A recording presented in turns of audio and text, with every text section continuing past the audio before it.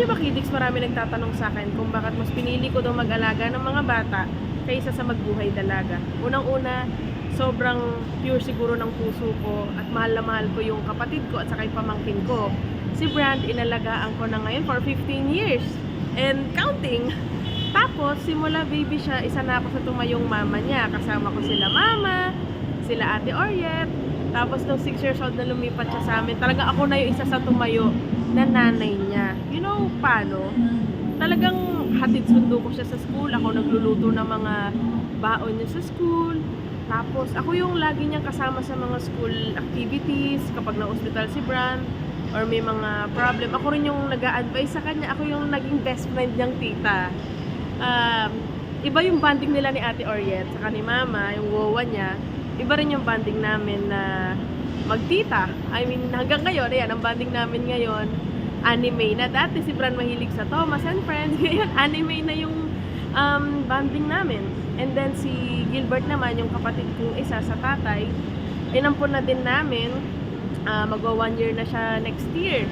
So, akala nga nung iba, napagkakamalan akong nanay nung dalawa. Sabi ko, naku po, no boyfriend since birth ko ako, single since birth, kaya nagtatanga ako. Nakala nila agad, ay, siya yung nanay. Hindi po, even sa school ni Brand, akala nila, kayo po yung mother. Alam niyo yung may nakita akong post dati na nakalagay na sa backpack nung tita na, tita po ako. Parang gusto ko na rin maglagay ng ganon na, tita po ako. Kasi syempre, in a way, yung pagiging single at pagiging dalaga ko, syempre parang ay may anak na siya, wala pa nga po ako nagiging boyfriend. So marami ding nagsasabi sa akin ng mga kakilala ko na, bakit kasi pinili mo mag-alaga? Pwede ka naman magbuhay dalaga, total single ka. Bakit hindi ka mag-abroad? Bakit hindi ka mag-explore? Bakit mo kinukulong yung sarili mo sa pag-aalaga sa mga bata, tapos pag-aalaga din sa magulang ko daw, kay na mama? Ako pong sagot ko dyan, yung love ko, pure. Yung love ko sa kanila, kahit kasama ko sila habang buhay na kailangan nila ako, habang mga bagets sila, wala pong problema sa akin. At kung magkakaroon man ako ng pamilya, gusto ko, mahalin din sila.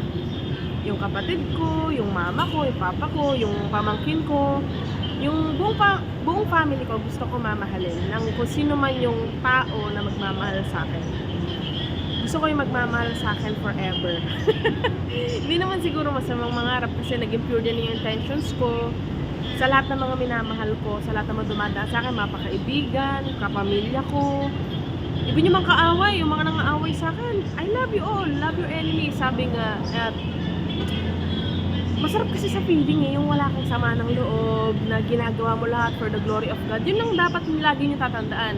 Do everything for His greater glory. Ayan. And, ayun, natutuwa lang ako kasi hindi ako nagpadala sa mga kung may question sa pagmamahal ko sa family ko na parang dapat nabuyo na ako, di ba, na mag-abroad ka, mag-explore ka, kawawa ka naman, single ka, tapos nag-aalaga ka ng mga bata, bla bla bla. Ang daming nagsabi sa akin yan.